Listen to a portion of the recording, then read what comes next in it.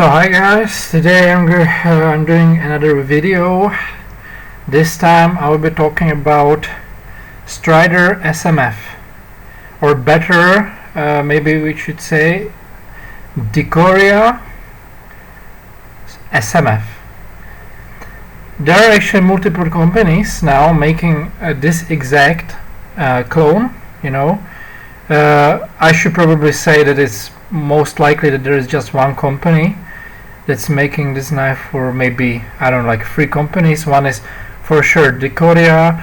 I then saw even another one, but I'm actually not sure what was the name, but doesn't really matter. What matters is that all of those knives you will see on AliExpress or DHgate that have this look, they're basically from the same manufacturer. I will just start off by saying that I actually had one chance in my life to hold the real Strider, and not only SMF but actually also SNG. To be truthful, I liked the SNG more because in the pocket it was just so much more carryable. But then again, when you look at SMF, it's not too crazy in size. Okay, so for example, when I take the Dicoria I did in the last review and compare it in size, for you to see, it's they're almost I'd say the same. Yeah, the only thing is that Strider is just this very sturdy soldier's knife, and you have this really wide back part of the handle here, but when you actually compare the edge length of both of these knives, you can see that the Dicoria has longer cutting edge. So that's just good to know. If you really don't like these crazy ratios, ratios of edge or cutting edge length to the total length of the knife, I mean, Strider is not for you, okay? Because this is just crazy, guys. I mean, if you can look at this, I can hold it here, and it's very comfortable in this grip. But I can hold it also closer to the edge than this, this even closer grip. And so there are like multiple positions to hold the knife. When you compare it to the Chris Reeve, it's really meant just for the like one grip that the finger cutouts were made for. Okay, so like this. Yeah, sure, you can hold it like this, but then there's a chance that your finger will slide, and get cut. Okay, so that's just an info for you. Again, the functional parts of the knife and how it compares to the original. Okay, the original, to be quite honest with you, if you don't buy the extremely hard to get and also super expensive Strider made knives, you will for sure encounter some quality control issues even with the real Strider. The real Striders, SNGs, I don't know, they come around like $700 maybe these days, dollars, and SMFs maybe like $800-900 if you're lucky. And if you get the super high-end Strider customs, they're like I don't know, like $3,000. Yeah, some of them are even that. That's a lot of money. That's a really lot of money. And even when you pay for the cheap Striders, like that come for $700 to $900, you shouldn't really have any quality control issues with them. What are the quality control issues in the real Striders? Okay, so I held the real thing, and even I think that I have quite high tolerance, for lock stick. But the real thing had, it was really, you could hear it. It was just clicking. Every time I did this, it was, first of all, it was very hard to do that because it always was just completely stuck, in the face lockup. But then when I did it, it always made that almost shotgun like reload, click. It was just super noisy. Another thing was that I had in my hand the version with G10 G10 scale on this side. So yeah, so it was like frame lock here for sure. This was like titanium, but on the other side I had G10 gunner grip texture, right? And so you know, you could see that it was really misaligned here, especially like in the back when I had the real thing.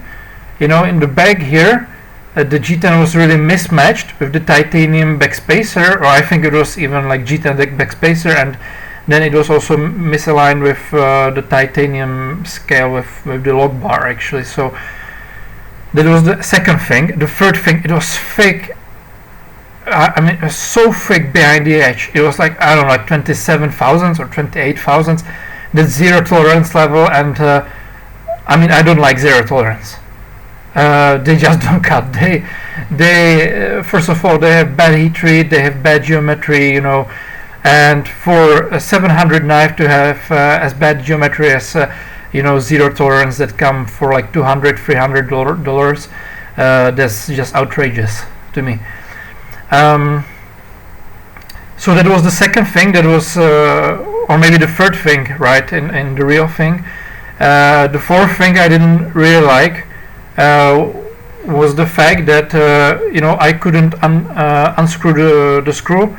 I think it wasn't like the company's fault per se, but more, I think it was more my friend's fault, because he put blue Loctite, you know, on the screw.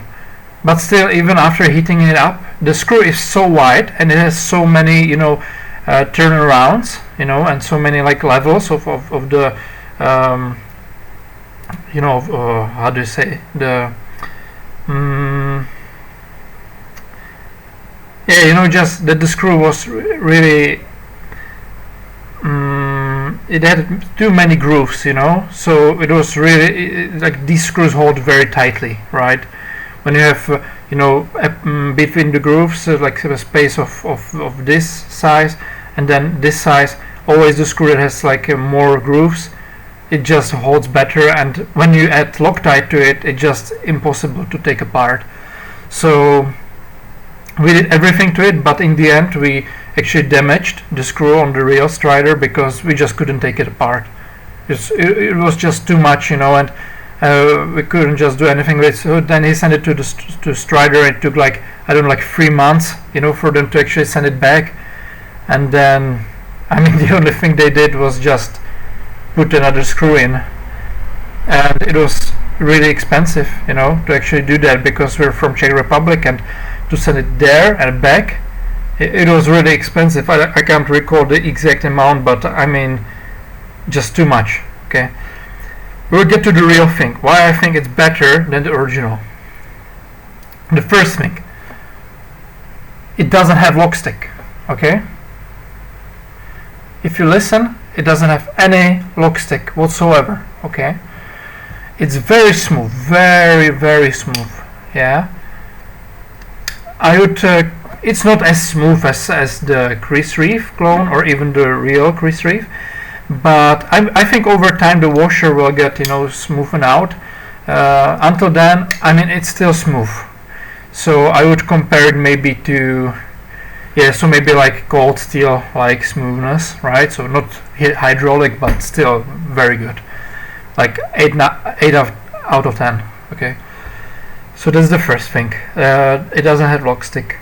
The second thing, I mean, again, guys, this is even cheaper than the Green Thorn clone.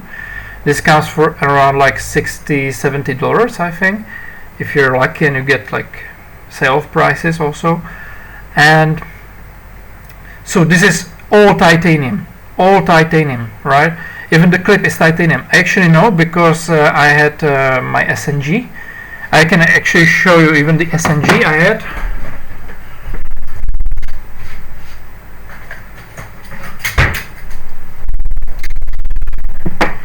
Yeah. So this is the same clone from the same company, Dicoria, but I managed to destroy this one because, you know, I was prying with it, and so I broke off the tip, and then I had to regrind it, you know, so it formed a tip. but now if you look, it has really short cutting edge, and it's not that different in size from SMF. But what's important is here the clip. You can see I anodized it, so it's very easy to anodize titanium. Either you can do like electric anodization or heat anodization. So in this case I just took the clip, I heated it up to about 1000 degrees Celsius, and you then really quickly put it into ferric acid solution, and it makes this colorful pattern on it. So it's real titanium. Very good to know. When you compare these, you can see that the stock thickness is very similar. The real thing, like the SNG clone, was actually quite longer, but then again I broke it. But other than that, the design and the screws, it's basically the same thing, just the size is a little bit different. So that's the other thing. It's real titanium. It's curved, so I mean it's quite hard to see, but actually, this scale, and even this scale, it has this convex curve to it, so it's like it's really convexed, right? So very good. You get that on very expensive knives, and this is $70. Some people had problems, with the fact that maybe it's like $70, so it's not real titanium. Let me assure you, this is real titanium. I don't actually know the exact alloy they use, but I would say that most of it, like in the alloy, is titanium. So probably there's like maybe 20% aluminum or something like that. They usually do that. I mean, even real Chris Reeve knives, I think there's like some percentage of aluminum in the actual alloy. Yeah, so just for you to know. So that's the first thing. It's very well done. It's the quality control, very good. The centering is good. There's no up and down play, side to side, nothing. And the grind is also very good. Yeah, so you can see it's this micro bevel grind basically they use on most Chinese clones these days, and it's stone washed, mirror polished. Not mirror polished, but it's like mirrored stone wash, so you can actually see some reflection in it, right? You can see my face maybe now. So that's the first thing. Quality control and overall build quality is just 9 out of 10, maybe 10 out of 10 for a clone. And even if it was a real thing, I would give it like 9 out of 10. The second great thing about this one,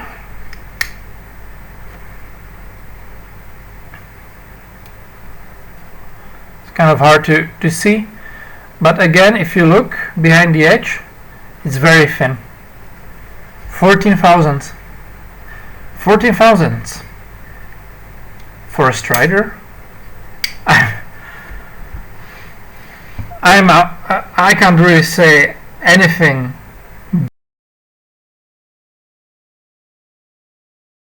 are like even the well ground ones are 17, 18 thousandths. Maybe if you get like a compound grind on the real Strider for $2,000, you will get like 15 thousandths. But this is 14 thousandths for $70, guys.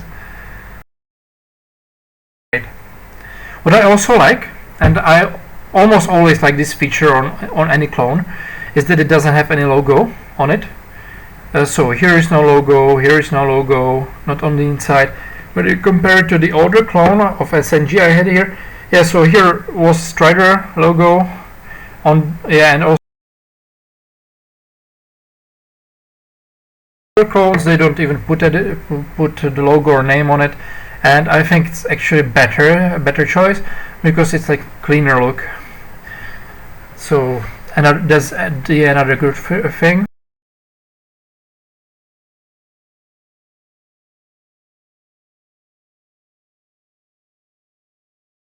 You have this wide of the knife, and so when you place your thumb over it, it really is really nice and stable in your hand. But that applies for all Striders. Even the SNG actually has this feature. What about steel? This is like in this particular clone, I think it's the most controversial thing. I would say not really controversial, but I think there will be mixed opinions on this topic, because the steel is D2. It's really hard to say if it's really D2, because on the internet I couldn't really find any like steel testings done on this particular model. But as far as I can say from the SNG model, which I've used quite rigorously, I would say, I think it really is D2. Maybe I don't know about the compensation, but maybe there's like more chromium in it, because it doesn't seem to rust as easily, or D2s I've come to in contact with. So but like in essence it's D2, right?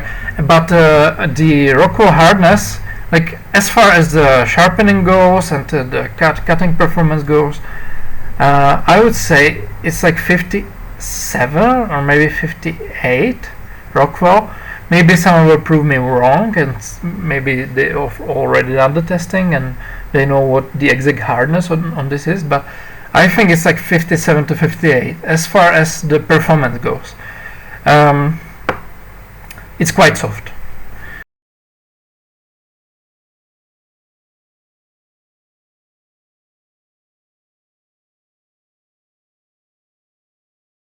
You can see the thickness of the spine, when I compare it to Incosi, you can see, there's a big difference.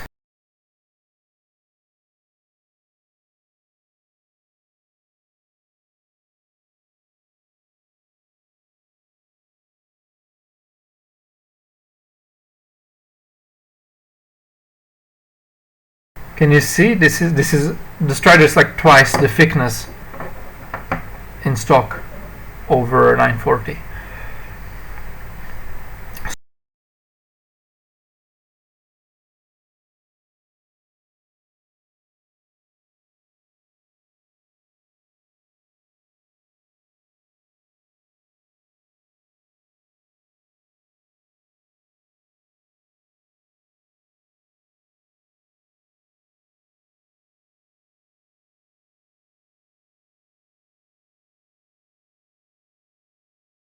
Edge retention, it's not as good as VG10. It's not as good as 30V. It's not as good as 35 VN. Yeah, but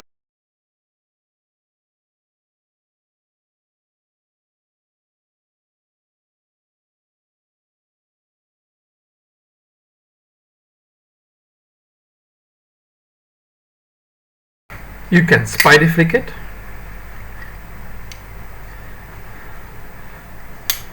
You can thumb flick it, but it's like kind of hard to do.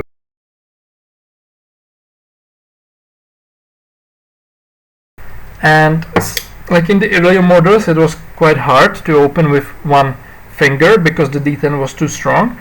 But now they dialed it in, and if you can see, I just use one finger, and it's very, very easy to use. The D10 is strong, but not too strong. It's a little bit stronger than on the crease reef. This is proprietary, so you need to buy this special tool that basically catches the screw on the sides, and then on the other side it's a hex key or Allen wrench, so it's quite easy to take apart. It has titanium backspacer. The finger choil is, well, I think the best finger choil on any folding knife, the best version of finger choil in existence is on Strider knives. Why? It's wide, it's very thick, it's very thick. So it's actually quite comfortable to hold it like this. When you compare it to, for example, AD15, it also has this finger choil, but it's not as wide when you compare it. So when you put your finger there, it's more crowded, and you can actually slip again on the edge. This wouldn't really happen on Strider because you hold it like this, and Can you see the space I have here? And also the bump here is quite steep, so it's almost impossible to slide with your fingers on the edge. What's better on the original? The steel choice.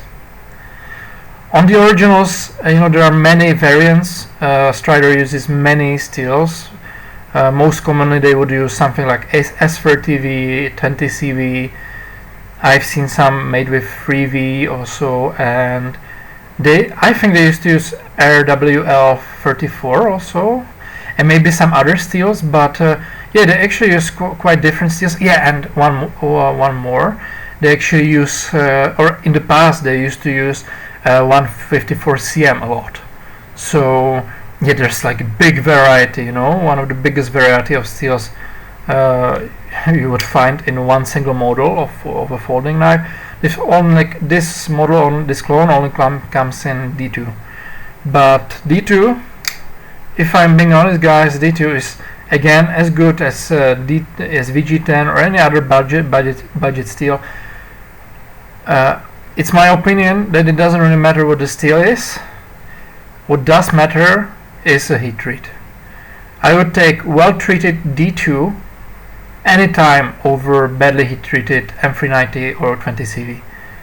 And 20CV, 204p, M390, these steels are considered the best, or maybe it's better to say one of the best steels you can get these days.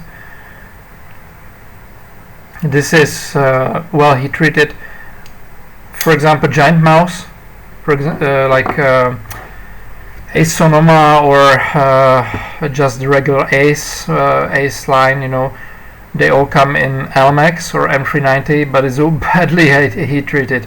I can tell you, I've suffered so much misery, and so much pain using or sharpening Giant Mouse knives. They're so badly heat treated. Maybe it's just my bad luck, but or maybe lack of skill, I don't know, but they're just badly heat treated. When you compare it to this is well heat treated D2.